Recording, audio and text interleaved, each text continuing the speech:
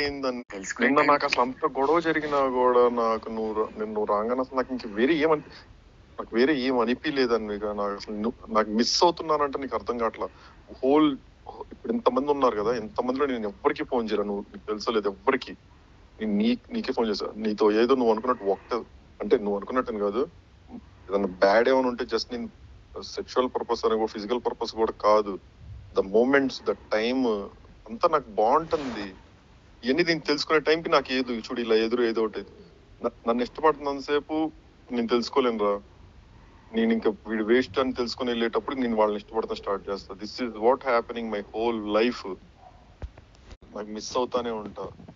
నేను నిజంగా చెప్తున్నా, శివ మీద ఒట్టేసి చెప్తున్నా, నేను నిన్ను మిస్ ఏ రోజు ఉదయం ఆ రోజు జస్ట్ బికాజ్ నువ్వు నా వెనక వాడితో మాట్లాడడం వల్ల, వాడు వయసు ఎంత, వాడేంటి.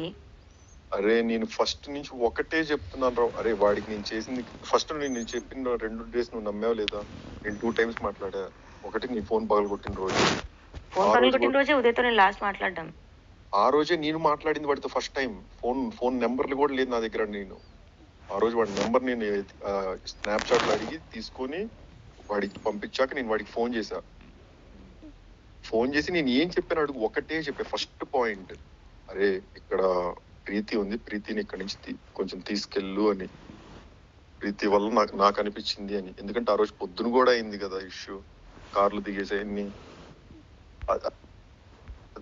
అరే నాకు ఇందులో నిన్ను ప్రీతి నుంచి నిన్ను దూరం చేయాలని కాదు, దాన్ని దూరం దగ్గర అన్న పాయింటే కాదు. నాకు నా ఇంటెన్షన్ ఎందుకంటే నాకు ఎవరు లేనప్పుడు నాకు బాగుంది. ఎవ్వరు లేనప్పుడు, ఒక్కళ్ళు కూడా లేనప్పుడు నాకు బాగుంది. ఎందుకు అప్పుడు అనుకుంటావా నువ్వు ఈజీగా అబద్ధం చెప్పొచ్చు ఇదని?